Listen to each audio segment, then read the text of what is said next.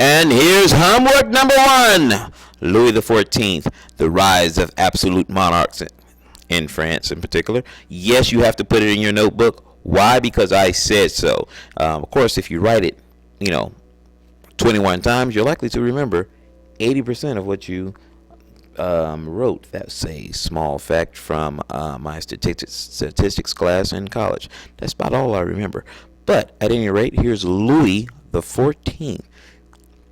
All right, y'all remember him look at that debonair guy at age 10. All right, here he is growing up. I mean, he is such a cool son of a gun. I mean, look at them shoes, man. What man could pull that off? I mean, only Louis XIV could. And for y'all haters, you know what I'm saying? He could look like, I think I'll stick with the Louis we know. All right, this whole thing breaks down to something called absolutism. All right, and it was put in place, or it was taken to a new height at least by Suleiman. Y'all remember him? We talked about him a couple of weeks ago. All right, well, Suleiman kind of set the stage for what would become absolutism all over Europe. All right, including our beloved France here. All right, look at there's Paris. All right, we're going to get back to this. Remember that we're at Paris because we're going to move about 30 miles north of there in a little bit. All right, Louis the 14th. Y'all remember my man Machiavelli? No, I'm not talking about Tupac. I'm talking about the guy that wrote the book in the Middle Ages. Anyway, he said that a ruler should be feared rather than loved. All right, and he also said that if you claim that your power comes from God, all right, that will basically give you more power than the church itself. All right, that is, the king will become the authority in his land, all right, by claiming something called divine right. And then the word divine just simply means God. All right, but yes, you do need to write this down. Make sure you get this. A king's authority is granted by God. All right, that is, to disobey the king is to disobey God. Now, this age of absolutism begins with Henry of Navarre. Now, the key thing, the one thing, I want you to remember one thing about Henry of Navarre. Can you remember one thing? Just one. All right, he came up with the Edict of Nantes. And basically what he did is he stopped the Catholics from killing all of the Protestants in France. All right, and this era of calm, this is what set the stage for Louis XIV. All right, so when he came into power, everything was chill, everything was cool. All right, he became, his nickname, by the way, is the Sun King. All right, here, trick question: why do you think they called him the Sun King? All right, now the problem of the nobility. All right, he had this one little group, and these are all his cousins, distant relatives. They always begging and asking for stuff. All right, he got tired of it. Got to figure out a way to get rid of the nobility. All right, I'm just tired of them. So basically, he hatched this plot. All right, to really tell him what he was feeling. Go ahead, Louis. Right when he gave him the bird, he moved over from Paris to Versailles. All right, now it didn't look like this when he moved. There was a swamp infested with rats and bugs, mosquitoes. All right, he's going to have all of that torn down. The woods, the forest, everything, so he could have this wonderful palace built there. And Versailles is going to be like no palace before it. It is going to set the standard for palaces thereafter. And the key edict that he's going to, this is the stroke of genius. This is what sets Louis apart from other leaders. He's going to say, just like over there in Tokyo, he's going to say that the nobility had to come stay with him in Versailles. All right, and once he lures all of the nobility to Versailles, they're stuck. Okay, and now let me just show you that. I mean, look at every room in there was a work of art. Every room in there was a work of art. Took 20 years to build this. Now, getting back to, I mean, look at how expansive it was. I mean, it was huge. Huge. I mean, here's the palace here. We got parks, we got hunting grounds, got little apartments over here for the workers to stay in. I mean, it's got everything. All right, the palace. I mean, now of course it did what it was supposed to do, which was weaken the power of nobility and make the king the center of attention.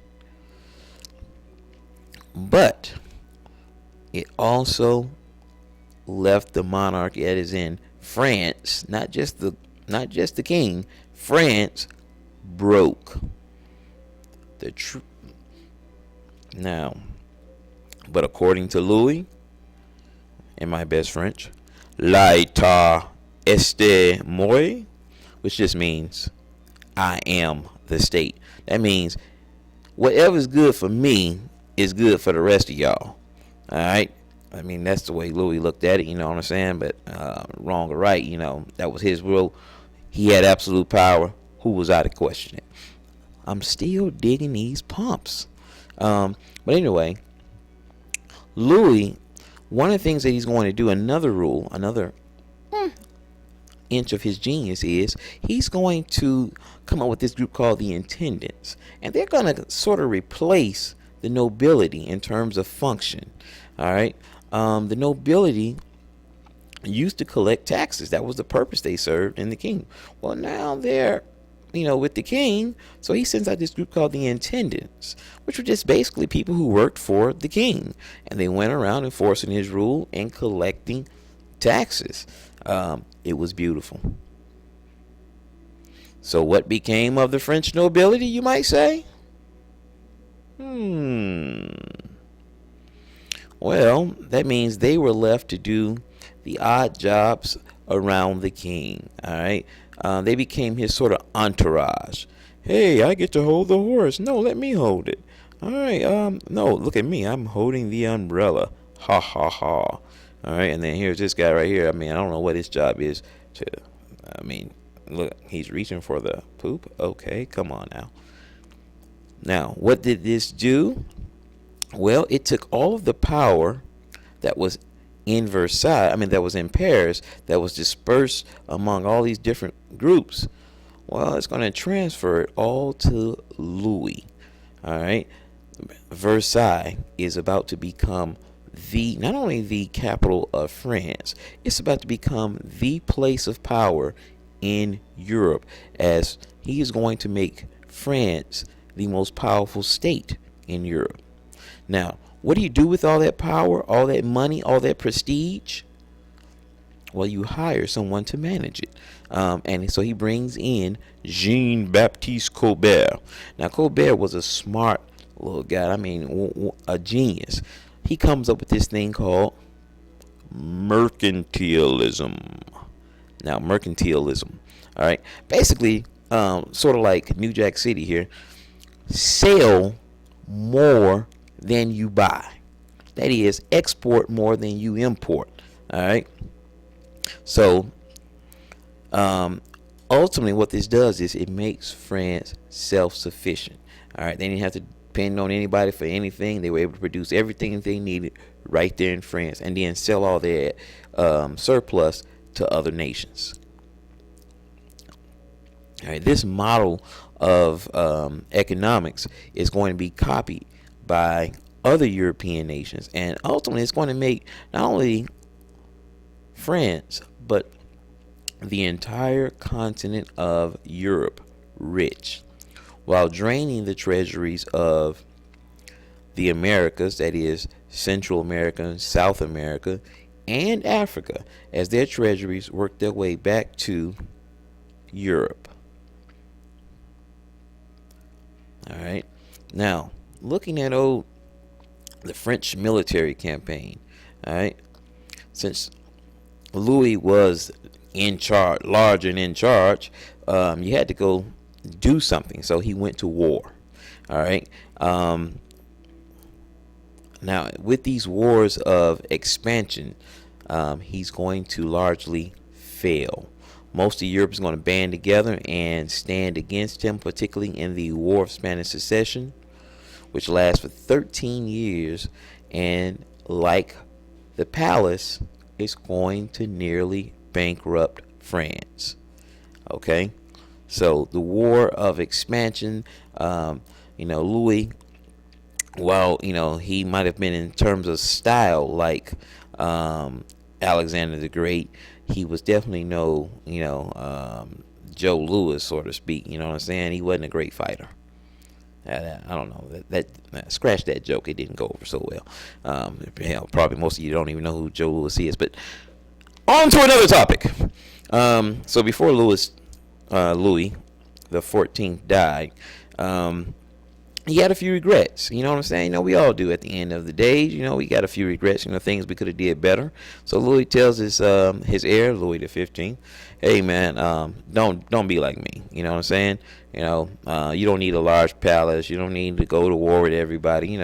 Listen to your folks in the council. Make some good decisions. The people will love you for it. All right. And I mean, he may be right, because when Louis died, the people cheered. They weren't sad. They cheered. They were happy to be done with Louis XIV. He was king for 78 years. Long time. Longer than any other king that has ever been. Of course, he came to the throne. He was 5, but just saying. All right. When he leaves, France is the strongest nation in Europe at the time. But they also are bankrupt, which caused the government to raise taxes on the poor. No, they ain't happy about that. I ain't got no money. So, in a nutshell, that's Louis XIV. Like I said, here's part of his legacy here. The Palace of Versailles, one of the most beautiful places in the world.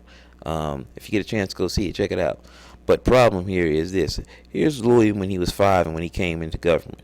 France owed a little more than 400 million livres? Not sure. Pronounce the best way you can. But here it is. So, a little more than 400. By the time Louis dies in 1715, 78 years later, or something of that nature, here they are here at how many is that? 200 million? No. 2,000 millions? 2 billion. Okay. So now they are 2 billion livres in debt. Not a good look, Louis. Not a good look. I mean, to say he left them in the poorhouse. He left them in the poorhouse. They took, Alright. Well, here I got a few questions for you. 1, 2, 3, 4, 5. Answer these 5 questions using the notes and whatever you know about absolutism and Louis XIV. Bring these into class. The notes should be in your notebook. These questions, the answers to these questions should be on a separate sheet. All right, bring the class tomorrow, and I'll see you then.